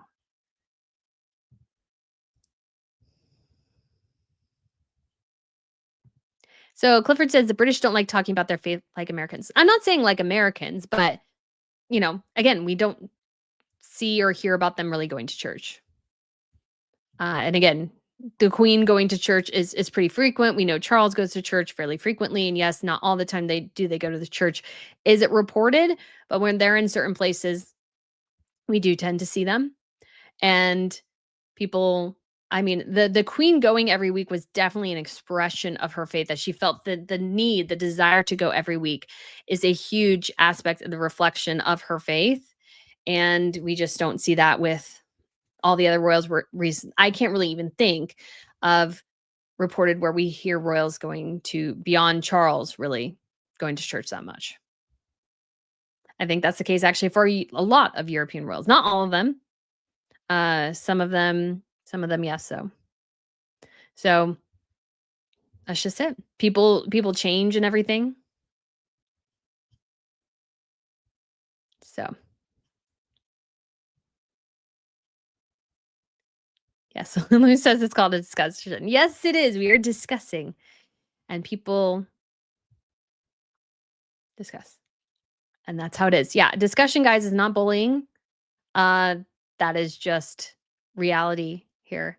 I think kind of using inflammatory language. We've seen where that can go really wrong. So I would, say just because you don't like what I'm reporting does not mean it is bullying. Let's be real here. That's not what that is. And nobody is perfect at all. Not saying that in the slightest. Or nobody is being bad, but it is what it is. Stephanie says you're wrong, Brittany, because you're an American. You don't understand. In the UK and similar cultures like here in Australia, many people don't talk about their faith like Americans do. That might be true, but again, we have to go by what is being reported, what reporters say. He is not somebody who is deeply involved in church. So, Through the Looking Glass channel says there will be major changes in Prince William's reign, just like there have been with King Charles. William is not going to be perfect and loved by everyone. That is not humanly possible. Exactly. So yeah, that's kind of how it goes. Liz M says, too bad because William with no scandals would be a good church leader. I mean, it's not really about scandals as much as it is about faith. Like, it does seem a little bit odd to me that the head of the church is the king or queen. Like, if you're not really exercising your faith in the way you should, as it seems weird that the head of the church, if you want to call it that, should be whoever the highest level priest is or what have you. That makes more sense to me than a king. So JMFS says, nonsense. People go to church for many reasons. Regular church attendance has no link to more faithful living. See Pew and Lilly Endowment Research. That might be true, but it actually is a pretty good indication of your faith. If you do feel compelled or you feel like you need to go to church every week, even if, let's say, you're not feeling well that day or those sorts of things, like going to church is actually part of being a Christian. It just is. Princess Goose says, isn't the pomp and circumstance what we need royals for? Yes. So that is the other question I had for Valentine Low, which is that William, I don't think, is a fan of the pomp and circumstance, which Valentine sort of confirmed for me. And the question is, because he's not a fan, can the royals make a mistake by wrenching things back a little bit too much? And that is the big question, I think, for the future is, will William overcorrect and rein and pull things back so much that people just aren't quite as engaged? I feel like that is a interesting question to have. So Deborah M says, Charlie Kirk encouraged open discussion, especially with people of opposition beliefs, conversations. People talking is what keeps everything going. When the conversation stop, violence ensues. Very, very true. Just having, of course, a conversation. And that's not bullying. That's not hate. That's a conversation. And I feel like people want to always throw around extreme language to really describe something that it's not. And that is where the problem lies. I see way too much of that. And I'm always going to be for conversation. And I'm not going to be somebody who just says something positive about Catherine William all the time. There's a lot of positive things to say, but nobody's perfect. Nobody's flawless. And again, if you think saying something, let's say, that's somewhat critical about what they do is bullying, that's not really what that is. So let's keep it. Okay. Nush says, have you discussed about the Duchess of Kent? Not yet, but yes, that will be next week. So that'll be September 16th will be the funeral right before Donald Trump arrives. Obviously, with everything that's happened in the States, he was very close to Charlie Kirk. It sounds like that they will be, I think, leaving a day early. I think they were supposed to do 3 days. Now it's down to just 2. So they'll be arriving on the evening of the 16th. The main part of the visit and banquet will be on September 17th. They'll have some additional things on September 18th. This includes a engagement with Melania Trump and Catherine. And then they will be going back or moving on to something else after that. And again, because of the situation that happened in Utah, there will probably be increased securities. So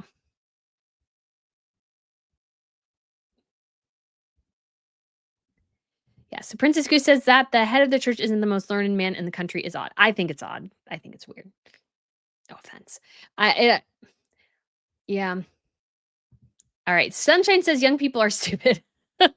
Their frontal lobe hasn't fully developed, and working with half a brain doesn't make them credible. They prefer Keir Starmer as head of state? So this is the thing, and this has been largely true for many years, is that when it comes to the royal family, it is something that I think people have greater appreciation for as they get older. Sort of the same thing is with, what am I looking for? Oh, there's another thing. History. I find that people, like, I've met people before who are like, I didn't care about history at all when I was in high school, and now I'm sort of interested and I feel like I'm a bit behind. I have met those people before for sure. And so I think there is 100% a interest in royalty that grows, and an understanding and deeper appreciation. But the sort of challenges as well is if you don't capture young people in some form or another as young people, yes, you will have a certain percentage who do flip, who go, yeah, I really like the royals and everything. And at the same time, there is certain people you'll just lose altogether. And it could also be that the demographics of England are wildly changing. That could even factor into William's decision to whether or not to become head of the Church of England, is that he looks at the country and sees the demographics that, Christianity might not be the dominant religion in the UK anymore. I don't even know if it is right now. I would say he might just go, well, since not a huge population of the country is all that interested, it doesn't really matter if I'm head of the church or not. So that could be definitely a situation that's coming down the pike. So that's just something, again, to keep in mind. So Fred says, not true. You can be a hermit with a Bible and not go to church, still be a Christian. So part of being a Christian is going to church and having a community in the church. That is part. Now, there are extreme situations where that is not possible for some people, whether via persecution or, let's say, they are decide to be a monk-like hermit on the side of the mountain. But to be an active member in a church is actually sort of part of being Christian. Just is. I know that has been different now because of the advent of, you can watch sermons on YouTube and have a different variety of ways to watch a sermon or a situation. But you do actually need to be able, if you can, go to church. So, like, let's say Dallas says, I disagree. I don't go to church in person anymore with cancer, neck surgery, and now kidney disease. Relationship with Jesus and watch online is a different world with the internet. Yes. But the internet still doesn't, like, if you are able to go to church, you should go to church if you're a Christian and confess your faith. The internet does not make up for going to church, because we do need that personal family connection with the church family. That is sort of part of it. Now, if you're not able to go, like, sometimes I wish my grandparents wouldn't go to church when it's like snowy where they are and they're in their 90s, but they still go probably more than anybody else. And so that is because that is part of it. So just saying, you need the relationship with the church family too. You can't just do it online. Lou, obviously that doesn't, I don't know everybody's soul, so I can't say that, but, or in terms of salvation, those sorts of things, but being a professing Christian and acting out your faith does require you to go to church, or should require you to go to church if you are so able. Lou Bunster says, it isn't about William can and can't believe. He can believe in fairies. It's all about the constitutional impact of the split with the church, not personal. Yeah, but it is kind of weird if you don't really go to church and you're head of the Church of England. I think to a certain extent, it undermines the church and its message too. So Pauline says, I'm so sorry to say that in Europe, people don't really go to church anymore. I'm not surprised William is not into it. He is just a man of his generation. I would say that is largely true. That's not a surprise at all. So Virginia says, no, going to church has nothing to do with your faith. Your comments are deeply American and not aligned with the UK and how Europeans express their faith. I thought you were more open.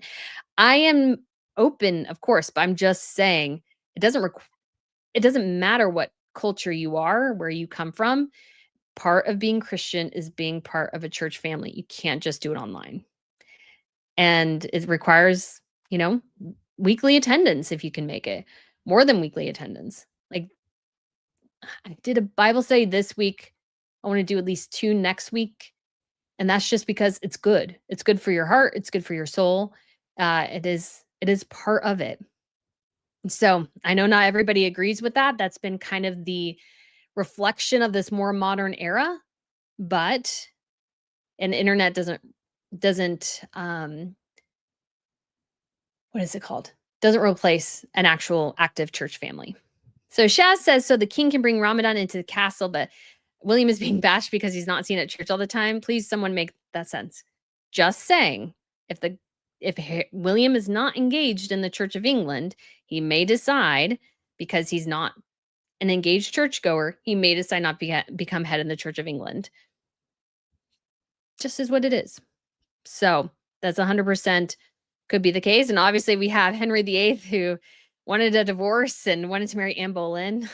Yeah, not the greatest start to the church, I gotta say, but there was actually a deep faith. Like, Anne Boleyn was actually quite a progressive Protestant in her era, which was actually kind of interesting. So that's something that she is definitely influenced him on for sure. Yeah. Through the Looking Glass channel says Queen Elizabeth allowed Catholicism to be practiced within the royal family. Huge change and nobody complained. King Charles allows freedom of religion. I don't see that as a problem. Yeah, it's not about a problem, but it might be, again, we will see if William decides to still be head of the Church of England or not. That would require obviously a huge change, but it might be seen as a welcome change. Like, depends on when that happens. It's an interesting thought.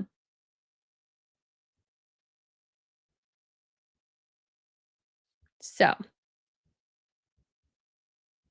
let's keep going here.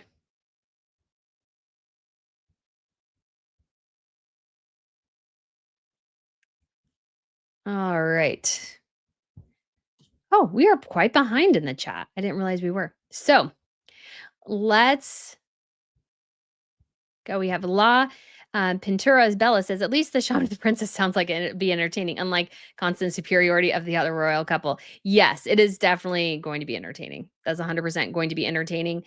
Unfortunately, Norway, I just don't know if Norway survives the next couple of years. To be quite honest, depends on how bad the Marius trial is. Like, if he was smart and he loved his family, he'd take a guilty plea instead of fighting it out in court, just to save them the embarrassment. Lizzie B says, gifted 1 Royal News Network membership. Why, thank you so much, Lizzie. That is so kind of you. I'm sure somebody will really appreciate that.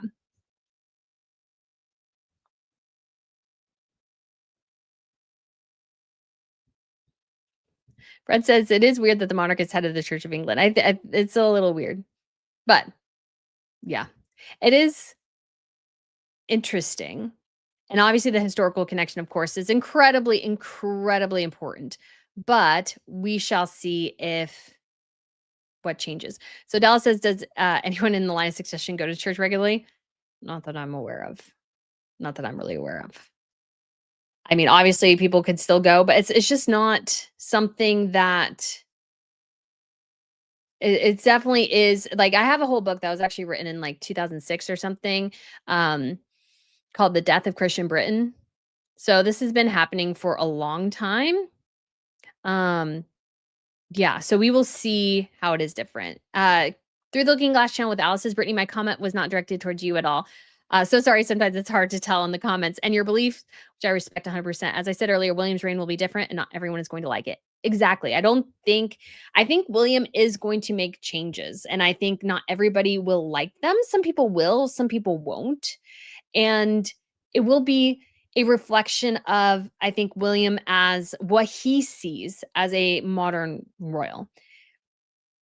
And I gotta say that I'm just, again, there's no other royal that is head of a church, if I remember correctly, except if you call the Pope that. Obviously, usually royals do a lot of Te Deums and those sorts of things. But again, as far as I'm aware, there's not really a royal who who goes to church all that religiously. Some of them, I think the Belgians might, but I'm not sure. Don't think the Spanish do. Lee Foster said the monarch of Denmark is also head of their church. Okay. Think. Yeah, I don't know about the Swedes. I don't think so, the Swedes. Nadush says, can the Wales' family just walk away at this point because of the frustration? I mean, they always can. They always can. But it is part of, like, I don't think they will. That would leave you guys with Harry and Meghan. Don't think anybody wants that. But like part of being a public figure like the Waleses are is that not everybody will like what you do and that people will discuss things. So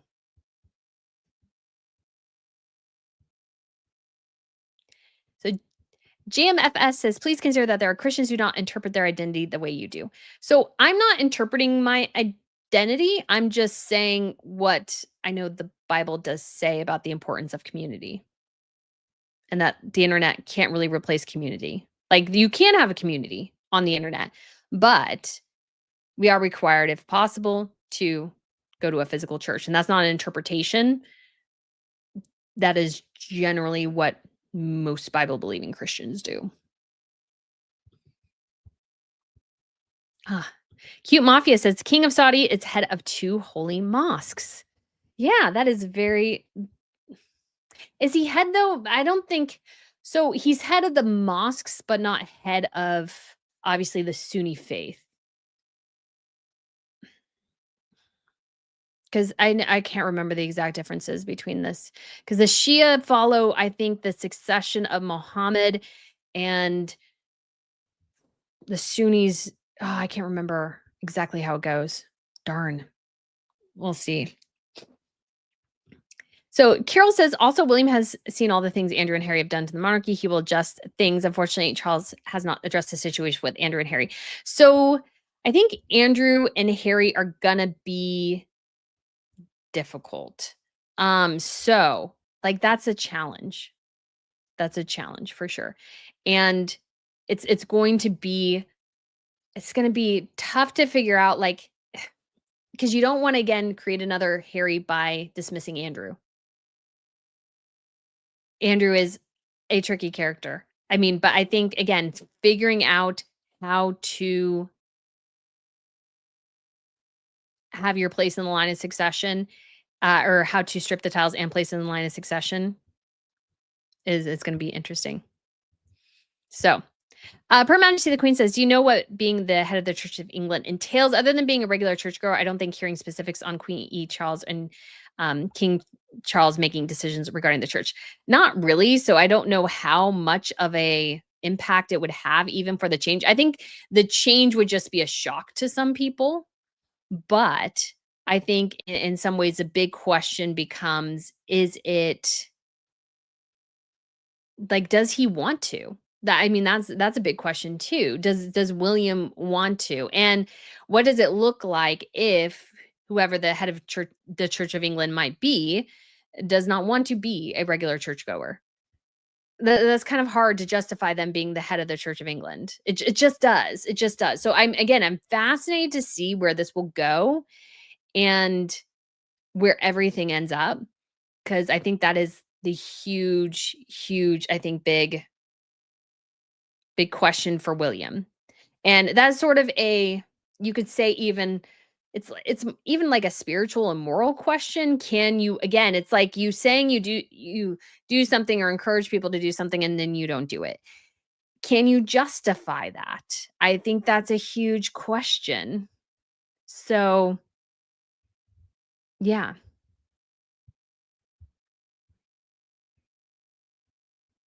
Jane Bailey says, Sunnis follow Muhammad directly while Shia follow the son-in-law, Ali. Okay, I couldn't remember. I was like, I knew it was something with like the descendants of Muhammad versus somebody else. That's all I remember. Stephanie Barrett said that it's the Archbishop of Canterbury who effectively is the leader of the Church of England. So yeah, it is. The monarch doesn't make that many decisions, but it'll be interesting to see where it goes. Quinta Sierra Vista says, where do you see Meghan and Harry ending up in 5 years? I don't even think they will make it 5 years together. 5 more years. We'll have to see. It all depends on how bad things are going. So if As Ever doesn't take off, if like things slow down with Netflix and everything, like going back to the royal family, maybe all they've got. That's maybe the only thing they have is the royal family. So they would definitely decide to go in that direction. But yeah, I think it'll be interesting to see which direction they go in. I just do not know. I just don't know. I just don't know. Where'd you go? Yeah, Adela says, I think Brittany is referring to scripture saying not to forsake the assembly together with others. Yes. Again, it doesn't say church every Sunday in the Bible, but assembling together, being part of a community is actually a very critical aspect. The Christian community is a very critical aspect of being a Christian. I know. And not that's not everybody's going to be happy about that, but it is kind of what it is. Through the Looking Glass channel says people who have questions should review the authorized liturgy for the coronation rite of His Majesty King Charles. Yeah, that is it. I mean, I'm just still so fascinated if he will do it or not. And again, that's why I asked Valentine Low, and Valentine Low's like, well, he doesn't go to church very much. He's like, that's definitely something to look out for. Alice Ransom Raves says, I believe the monarchy is technically the one who appoints bishops and such but most of that is decided by the synod. Sorry if the spelling is wrong, sorts that all out. Yes. So he doesn't make it I'm sure he just takes the advice of whoever tells him to make a bishop of some sort. But again, the question is, does he need to do that or not? Or if the Archbishop of Canterbury just should take it over, like what role does the royal serve? Those are things. Fred asks, I think some people interpret your words as accusations that they aren't true Christians because they may not go to church. I cannot say what others' faith or faith can't be. I can only define my faith. So yeah, I mean, I'm not making any decisions at all about anybody's internal soul. All I'm saying is that as an understanding of being a practicing Christian, going to church is part of that. A lot of people claim to be Christians. Not everybody is. And I don't know. That is up for you to decide. But I know going to church, being part of a church family is part of the deal. And I know that not everybody can do that every week, but yeah, it does require you to gather together. Yeah, but like that's church. It doesn't require you to go to church, but requires you to gathering together in faith, which is church generally. Now, obviously not everybody has like big churches, small churches, home churches, all sorts of things can be mixed in there. And obviously there's extreme situations, but that is my definite understanding. And I've seen that to be especially true in recent years because I didn't go always to church every Sunday. And I would call myself a Christian, but now I do. And I feel like that is a much better exercise of my faith and reflects it better. So Shaz says, Brittany, did you see the Sun Report on the YouTube channel that Arthur Edwards and Daisy, the pair of them are bashing William because you won't see Harry. What are your thoughts? I mean, everybody's able to have their own opinion on that. But you could see this, and some people will interpret this way, that William is being maybe unnecessarily tough on the situation. And that maybe William should reconcile. As a Christian, I will always say, if there's reconciliation that can happen between the two brothers, I think that is a positive thing for everyone. The question is, will William be too stubborn? He is known for being stubborn. And will he be able to figure out how to deal with Harry? But I've always said, and I think this is true, no reconciliation will happen, I think, with William and Harry, as long as Meghan's in the picture. So, Lou Bunster says, Catherine was lovely at the Silk Factory. She was. Judy says, oh my goodness, that shaman is insane. He is. Alice Ransom Ray says, we don't have an Archbishop of Canterbury right now, so it's all super complicated. Yeah, I don't know all the complications, ins and outs, but hopefully they'll be able to figure it out. Again, that's something to look out for Prince William, and to be maybe something to think about. JMFS says, I think critiquing another's faith tradition might be better discussed with more knowledge and understanding. Opinion is not enough when charging someone with not being Christian enough. Again, I'm just saying going and being part of a church family is part of faith. It just is. So Alice Ransom Ray says, I think William's faith will deepen as he grows and maybe he becomes king. It becomes important too. And two. That would be cool. I would be 100%. That would be awesome. Ginger says, religion and politics should not be the topics. Yeah. So I just said earlier that William may not be head of the Church of England. Reportedly does not go to church very often. People have thoughts on that. So let's see. All right. JS from USA says, no forgiveness without repentance and remorse. I think that's 100% true. Lynn says faith grows with age, and hopefully that is the case for William. I hope as well.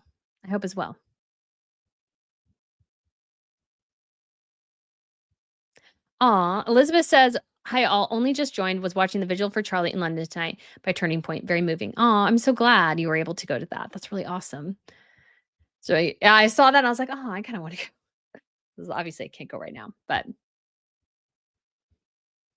so.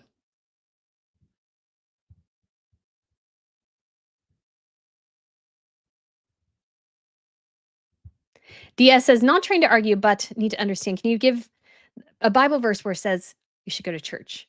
Well, you notice Jesus had 12 disciples and a lot of talk was about assembling together. It's talked about quite a bit. And so assembling together is part of it. There's more of a modern mindset, I think, because of the internet that, well, I can just watch the church service and I'm going to church from my home. I understand that. I've done that. But we are required, I think. And I guess I am saying required, but I think part of the exercise of faith is to go to church and to be surrounded by your church family and to lean on your church family, because that is what gives you strength oftentimes in times of trouble.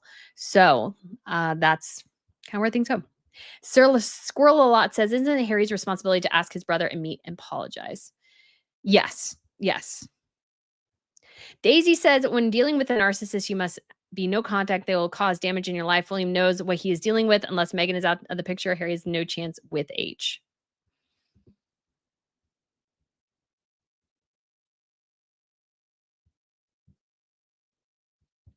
Yeah, I think so. Alice Ransom Ray says, I'm so annoyed that Harry is not going to be at the Duchess of Kent's funeral. I know people don't want him there, but I'm firm believer in going family funerals and weddings. Yeah, like Harry went to, I mean, I don't think he's that close with the Kents, so I kind of understand it. So Princess Goose says, it's amazing that someone has made such an impact in 31 years. We should all aim to have such an impact with our individual communities. I agree. Just talking about Charlie Kirk, just 31 years old. Carla says, again, I have to ask, where is the contrition from Harry? If it was a private meeting, why does the American media get the exclusive? This tells me Harry is desperate for the royal connection. So I haven't read if there's like an exclusive really, but yeah.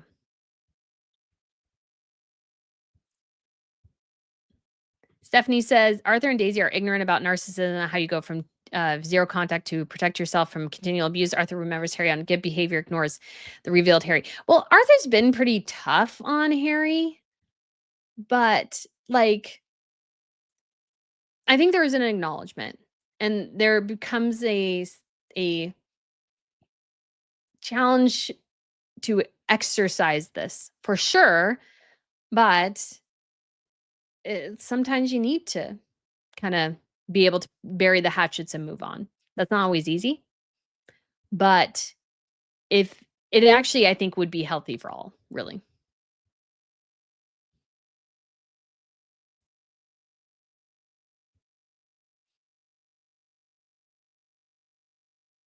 All right. Let's go ahead, and since we have hit 4 o'clock, we'll wrap it up. Karen says, in Sweden, we no longer have a state church, so our royals actually couldn't require people to choose Protestantism as their religion. Very interesting. Oh, this fan says, hi, Brittany. Sorry for being late to the chat. No worries at all. We are just going to go ahead and wrap it up. Oh, I didn't mean to ask talk about this and I forgot. Fitz says, where does Thomas Markle fit into all this? So really when it comes to this whole family dynamic, you know, Meghan just doesn't seem to want to make any amends. And so I don't think she really cares about Thomas. That's just my thought. Mika says, how can it be William is suddenly portrayed as a bad guy? That's just crazy. I mean, it has been building for a little bit. And yeah, like that comes from some people. So the Looking Glass channel says, though what Harry owes his family is none of our business. Harry also needs to apologize to the people, but that is separate. Very true. Whatever the family decides to go with, we're not really going to be privy to that. If they decide to go with it, if they decide that they want Harry back, that is their prerogative. Again, I will say there should be a difference between what Harry does as a like prince versus son. Again, those are two different circumstances. So JS from USA says they don't want to reunite with Thomas Markle because he's penniless. Kind of, yeah. Evelyn says we need to accept God in our lives. Religion has caused too much horrors in the world. Just accept people no matter what religion.